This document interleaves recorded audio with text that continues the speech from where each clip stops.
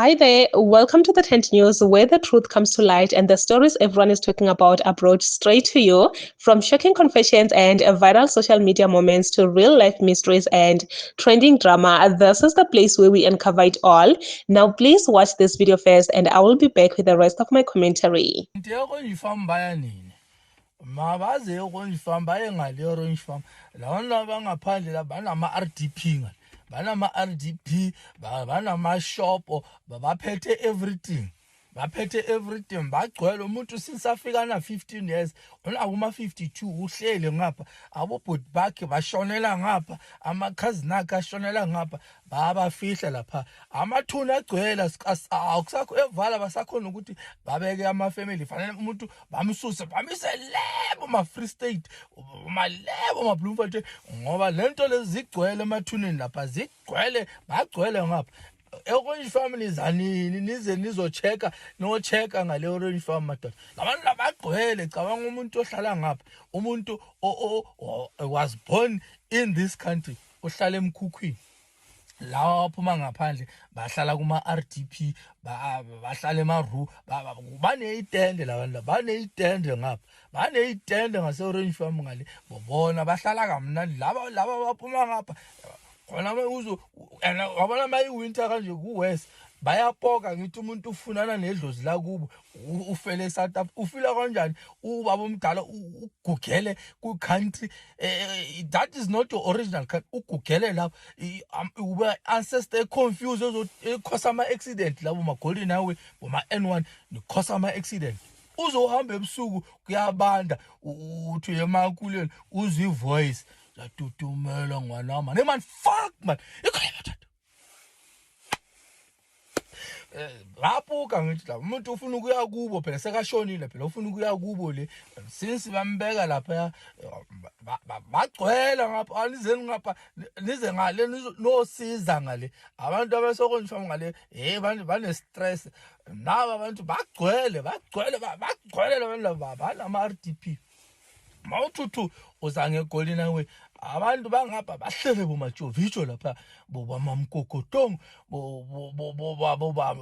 kuphi ikwata camp lezi zonke kuhlela abantu abangapha born original wangapha laba baze ngamasende abanye baze ngamakukula bahlala kamnandi lapha kuma RDP bahlala kahle bacomputer nabantu bangapha uthi uvula ibusiness amagwinya sekathengisa amagwinya uthi ama chips sekathengisa ama chips uthi ikhambani sekathengisa ikhambani uthi sekathengisa lamathaya mawuthi sekathengisa nesibunu khona lapha mawuthi that's why fanele kuziwe ngapha kungena door to door kuze nalo mshini lo home affairs ukuthi ufake ifingerprints lapha babone ukuthi le ID le illegit ngoba umuntu uthi yena usikhakhana mari uyayizwa itone le ukuthi lento lena amasimba eZimbabwe yoMalawi or yakuphi lento le zihlele ene ziyadelela futhi ngapha ozani ngapha okonjishwa kuyanyiwa ozani ngale okonjishwa kuyanyiwa ngale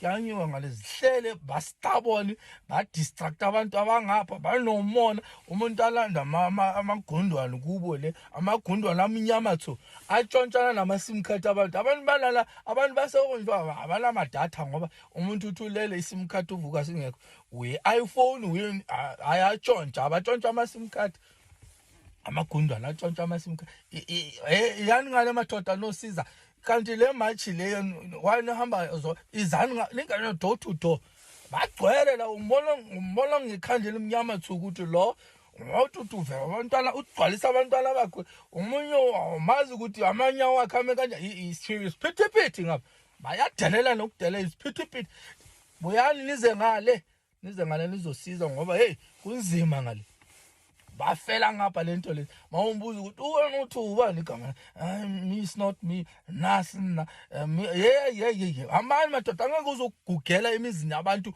ube uyikhehla ofela lapho lo muzi lo ogezwa ubani ufanele ofela le kini ukuthi izukulu zazi ukuthi ithuna la kamkhulu le or ithuna la kagogo nani nifuna ukugugela la umuntu ufuna ukuhlala la ngoba ucomfortable into zamahala electric mahala sebahola nesasa la ngoba ngokuthi baphethe ama fraudulent document hey aniyeni ngale no solver hey siye sikhathi hey abantu bakhathele ngale Ikati selilaleziko kubo somatekisi ngenxa yokuthi thina abalungu babo siyaxotshwe eSouth Africa. Phela thina singabalungu.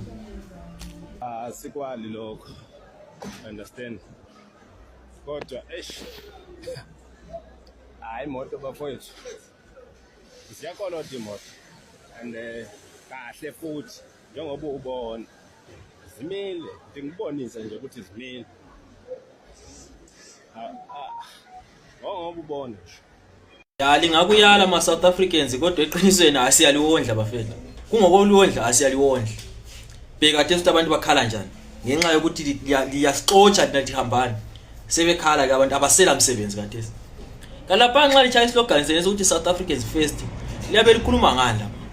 Nanga phela ama South African. Liwathelela ukudla. Elithothwa liwathelela ihlabathi ekudleni kwawo. Sebekhala ke kathesi. Alingakwala bafethu kodwa kungokolwondla asiyalondla. Ngoba kathesi sesisukile phela thina liyasixotsha namba abasela umsebenzi. Bazothini?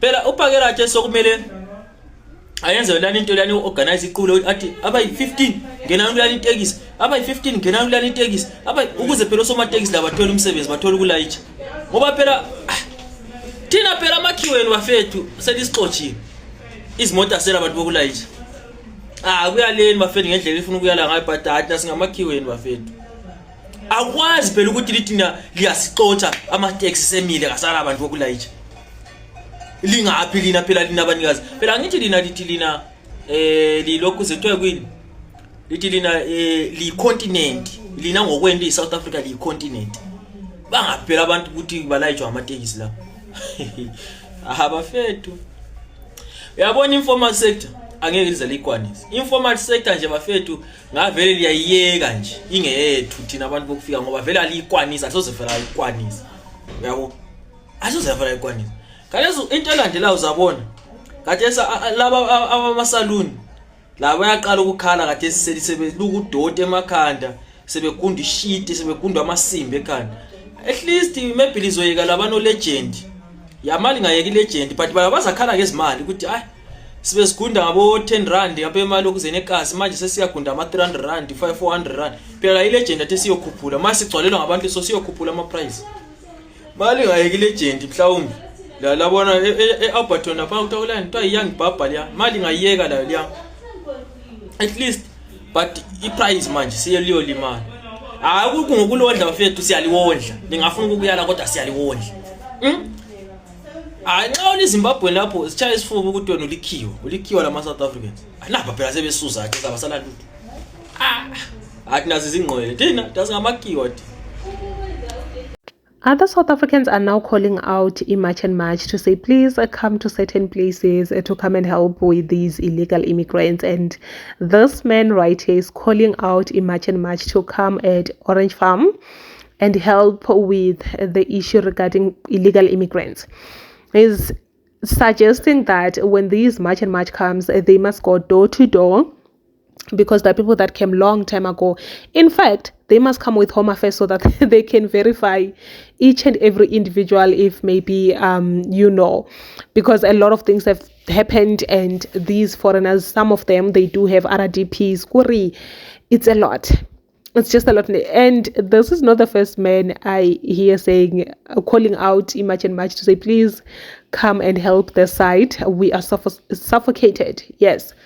And then there's some guys talking about the issue of taxis to say taxi drivers, they do not have any job at the moment. It's not working out for them at the moment because more foreigners have left. Remember, with taxis, they don't care whether you're a foreigner or what. They're in this for business. So as long as you are going to pay them, then they are good to go. But unfortunately now, since most of the foreigners are leaving the country, which means the taxi business industry will be affected, and other businesses as well will be affected. But anyway, please say your thoughts down below in the comment section. What do you think?